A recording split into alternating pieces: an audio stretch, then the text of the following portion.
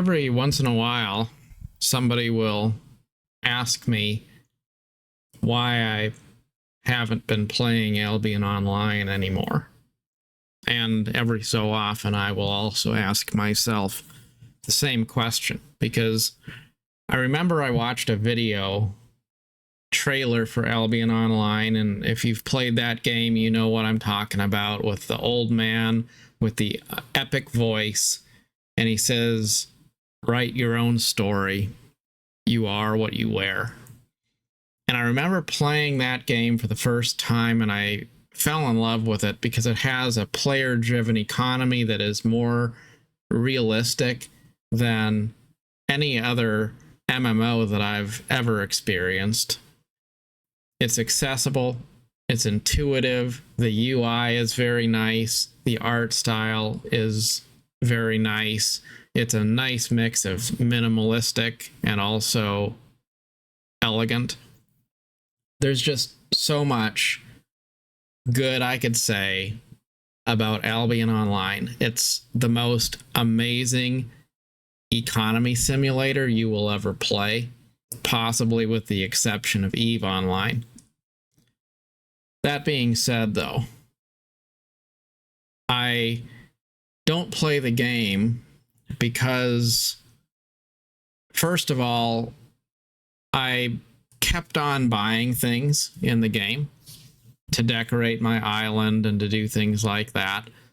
And at some point, I realized, there's not really anything else for me to grind for that I don't already have in terms of what I actually want. I can buy tier 8 gear.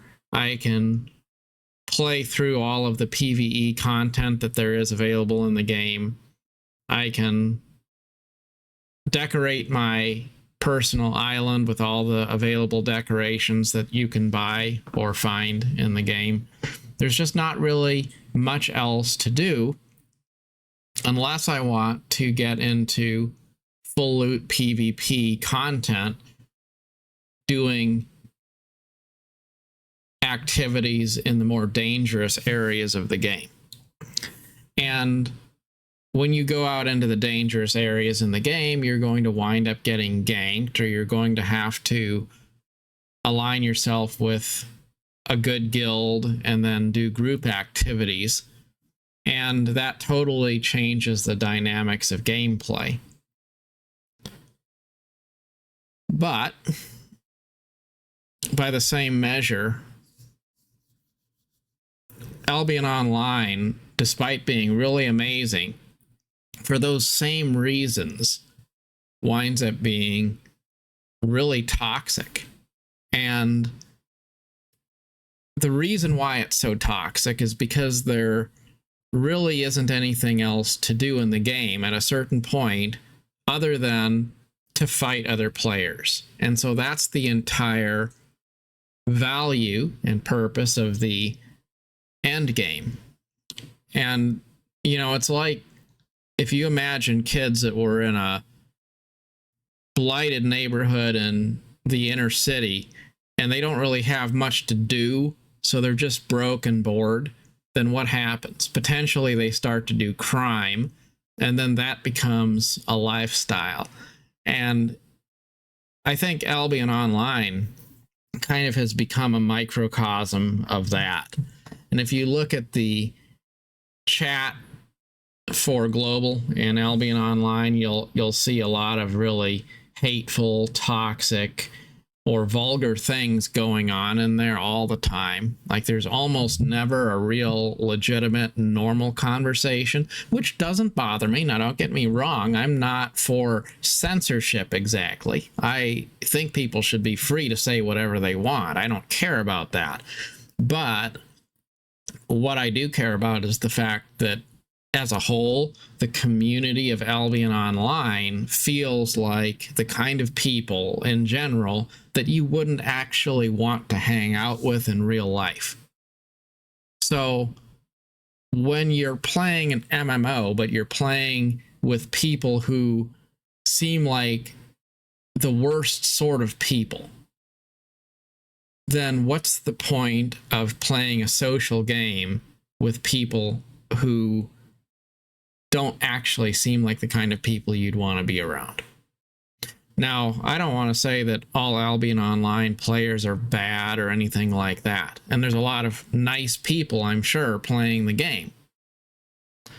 But there's also something to be said for the fact that you can't create a positive community in a overwhelmingly toxic environment. And what happens is the griefers, the really toxic people, those people will stay around because they enjoy griefing. And the people who are more positive, more inclusive, more chill, those people, they'll stick around for a little while. They'll come in, they'll experience the early game, they'll think it's cool. And then when they start to feel like the environment is toxic, they will just move on and leave. And it is possible. I could say, well, you know, what if we made a community that was really inclusive and friendly and positive within that game? Well, the point is going to come up, why bother? Why not just go play a game that already has a much more positive community? And so the point I'm getting at, it really all boils down to what kind of a community does a game have? That's what determines whether it's something that you want to play or if it's something that kind of just feels like it's more of a negative than a positive after a while. The other thing I wanted to mention is this issue of numbers going up. And I've been playing RuneScape 3 a little bit this week just because I wanted to kind of see what is that game like, and I kind of enjoyed it.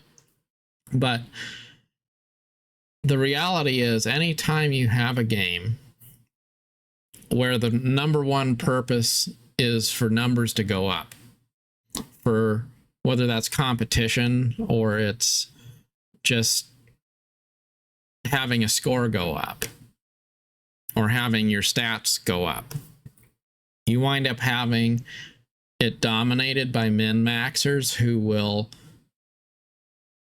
try to get ahead at the expense of everyone else, or they will try to make everything all about leveling to the point where having a higher score is actually viewed as more important than having fun. And something I've noticed in the RuneScape community when I look at message boards and things is there's this trend. People will have a really kind of hating their own game, and they'll say, well, you know, sunk cost fallacy is why I stay, or they will say, I hate this game, but it's a love-hate relationship, and even though I hate it, I'm going to still come back. And so there's this sense of resenting the grind, resenting the negative aspects of the addiction to trying to make a number go up, but then continuing to go back to that. And RuneScape is not as toxic because it doesn't have the same degree of full loot drop on death PvP that a game like Albion Online has, but it's still got that same element of the primary purpose of the game is for a number to get higher. And so people are just trying to find the most efficient way to do that. And sometimes the end result is, instead of it feeling like a positive community where people really enjoy the game they're playing, in the case of a really grindy game, maybe people play the game, but they say that they hate the game they play. Or in the case of a full loot PvP game like Albion Online, maybe it's even worse because in addition to the grind, people also start to act like they hate each other. And there's a couple things I wanted to read because they just really say it better than I could ever say it. There's a Steam review. It's the only Steam review for a game that I actually gave a award to because it's just so well written. It's about Albion Online, and somebody recommends the game, and they say, I'm going to recommend this game, but I'm going to do so very reluctantly. And last night was the last time I logged in because I decided to quit the game after playing for a month and a half. Then this player goes on to talk about how they had had a good leveling experience and they enjoyed the game, they enjoyed crafting, and then they started to move into the more dangerous areas of the game to continue to gather higher level materials. So this person says, I'm going to describe the event that led to me quitting, and I'll try to use layman's terms so that people who haven't played the game will get a general idea of what happened. I gather animal hides from a PvP zone in the black zone. The reason I do that is in the PvP zone, the level of hides you get are higher. There's a hideout where I was stashing all of my hides. I've amassed 1 week worth of hides and decided to move that stash to the Royal Safe City Hub. As usual, I took whichever path I thought was the safest. 10 plus gankers showed up out of nowhere and melted my tier 6 ox mount within a second and killed me. My gear and my loot was worth about 1.5 million silver. It was disheartening. I was quite annoyed at first, but a few hours later, it left. I left it behind me. Fast forward later that day. I have multiple farms. I use my farms to plant herbs. Then I use those herbs to craft poison. Poison is an item used in PvE and PvP content. So on a daily basis, I gather my herbs and then craft potion. Afterward, I would move to a royal city to sell my potion. I gathered my herd, I crafted my potion, I was on my way to the royal city. Once more, took what I thought was going to be a safe route. Again, not the same every day.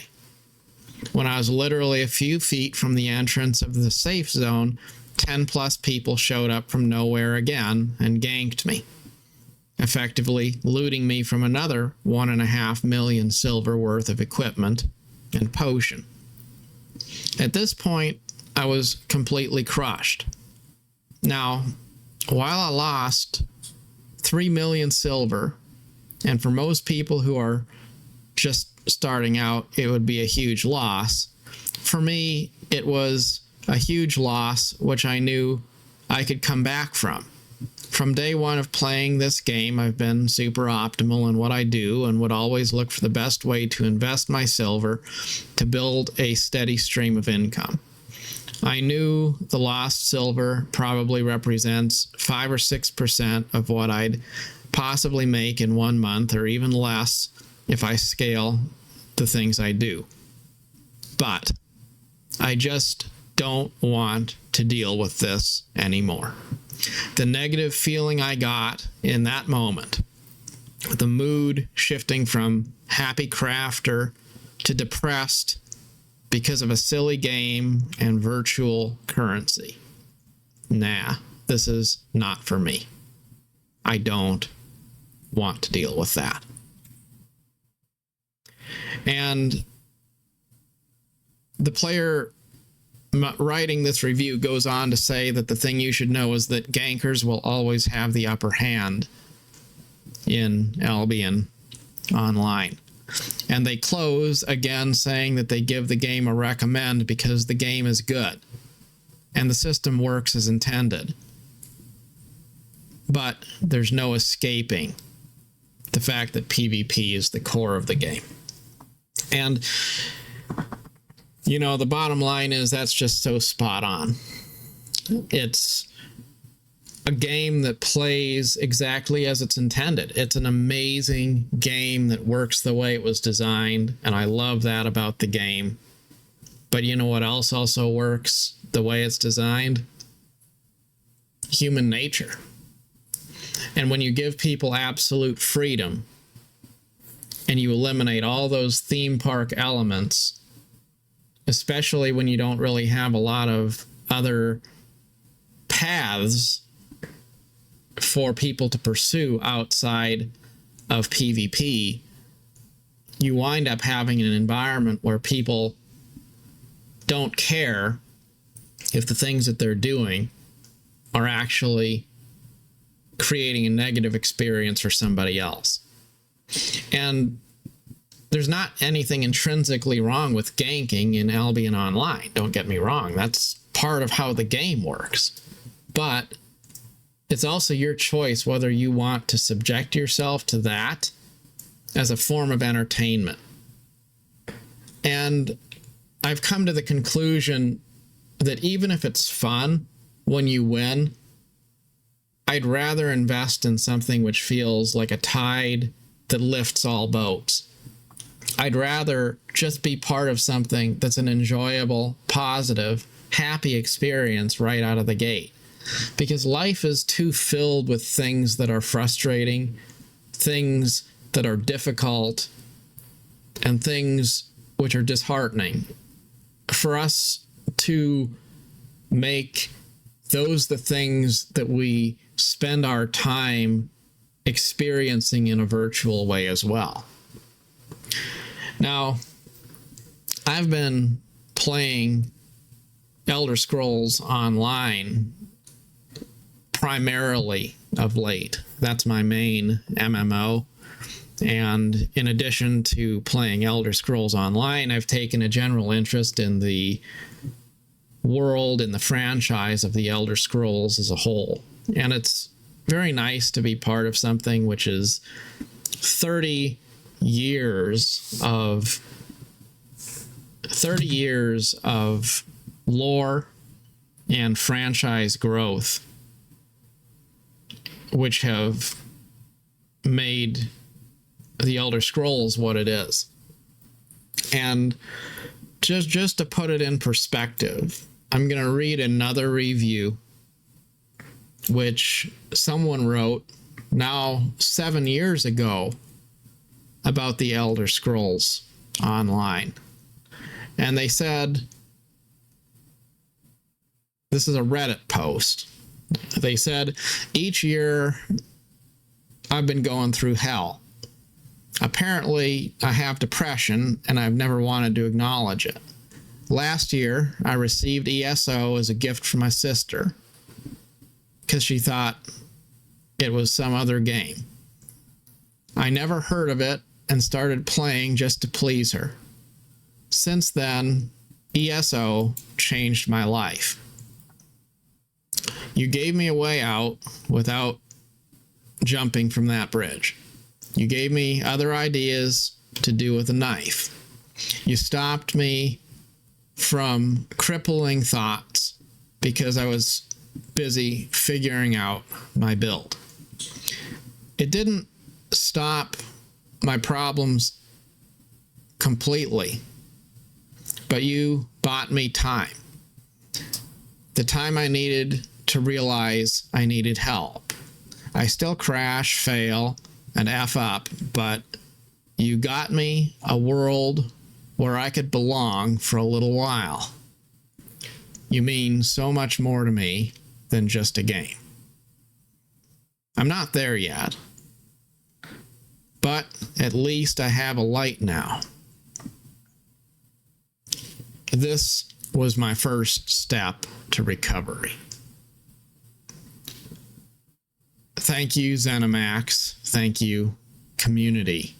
And thank you, everyone that had a minor role in this game. Your job, your passion saved me by giving me time.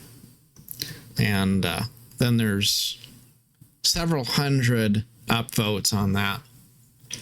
And this person is writing to the devs saying, thank you for producing this game. And I've read a lot of remarks from people on Facebook and other places which are pretty similar to that basic variation on a theme. People who talk about going through medical challenges, people who talk about going through difficult times in their life, and having a game that they can call home, a place that feels safe, that feels welcoming, that feels hopeful at a time in their lives when maybe they don't have a lot of hope. And, you know, I can say for myself, I relate to that as well, because in the last few years of my life, you know, I've gone through a divorce. I've gone through a situation of feeling kind of invisible even when I was in a relationship. I went through financial times when it felt like life was, you know, just not going in a good direction. And then I started to get into gaming, and gaming was something that I could hang on to when everything else in the world felt like it was out of control. And I know I'm not the only person who's experienced that. And then, of course, I've played different games in different genres, and MMOs have stood out to me as being important, but they're not the only genre of game that I've played over the last few years. But I just say this to bring attention to the fact that while ESO is not a perfect game, I could criticize things about it, like the fact that the player-driven economy is not as deep as something like Albion Online, or maybe level scaling. It's something that brings accessibility to the game, but it also eliminates some of that sense of excitement when you're engaging in combat in the overworld. But at the end of the day, you can go into your favorite tavern or inn or town square somewhere in a zone in the Elder Scrolls Online and just chill, just be there, just be part of that environment. And you can have a sense that you're playing a game which is inclusive of people of all ages, all genders, all walks of life. And yes, there are toxic people because people are not perfect, and there's toxic people everywhere to a point. But in a more balanced community, you can avoid the toxic people. You can elevate the ones who are positive and focus on the things that are joyful and hopeful and positive. But you can't do that if you're playing a game that's really, really toxic as a whole, to where common courtesy and caring about others is absolutely the exception to the rule. So that's, in a nutshell, that's the truth. Because the things we do in life, the work we do, the entertainment we engage in, all of these things in the end mean more if they're positive and they're uplifting. So my conclusion was, why would I continue to invest time in something that's not uplifting when I can instead put my time into something that brings a level of joy into my life, but also, I know, brings a level of joy into the lives of others too. So there you have it. Is Albion Online a good game? Absolutely. I think Albion Online is an amazing game. But does that mean that it's going to give you an amazing experience? Not necessarily. It might just give you a long grind and a lot of disappointment while it continues to lure you in and keep you intrigued by the fact that mechanically it's a really, really great design for a game. But in the end, if I could summarize this with just one point, it's not the game design that makes a good experience. especially in online games, it's the community that really determines whether this is something you want to sink years of your life into, and if you're into it, possibly even quite a bit of money too, because these are games that require subscriptions and often offer microtransactions and things like that. You know, I've collected a lot of different things related to gaming and related to movies alike and stuff like that. And as my group of collectibles grows, I've been buying some Elder Scrolls collectibles. And there's not a lot of games that I like enough to actually think, oh, I would like to buy some memorabilia so I can remember this game. King's Quest and Sierra Online games are one of those, and there's a few games like that. And Elder Scrolls has become one of those things where even if I never played the game again in my life, I would still appreciate the memorabilia, lore books, things like that, that I can have and remember that experience by. And I think that's a good rule of thumb, you know. Would you want memorabilia from that game? Would you want to remember that game world even if you didn't play it anymore? And if the answer is yes, then maybe that's a good game to play. If the answer is no, then even if the game is designed rather well, maybe just move on, because life is too short to spend it on things that are a mediocre experience when it comes to uplifting you and inspiring you and really making you feel like you're part of something that's meaningful. Gaming can be something meaningful, and I think there's a lot of noise out there. There's a lot of toxic elements depending on what kind of games you play, but definitely I think it's important to talk about this, because the communities that you're part of can play a role in your mental health and your sense of joy that you're getting out of the hobbies and entertainment which you are participating in. And whatever game you choose to play, always pick things that bring joy into your life. As it's been said, life has loveliness to sell. Buy it and never count the cost. But if it's not bearing the fruit of loveliness, then you know what? It's okay to log off. It's okay to leave. And that doesn't mean you quit either, because leaving doesn't mean that you negated every positive experience you ever had in the game. Leaving doesn't mean it's a one-way trip and you could never log in again. Leaving is just going toward the light and understanding that sometimes there's a place where the best thing you can do is to say, this adventure is complete. So till next time, good luck on your adventure, and thank you.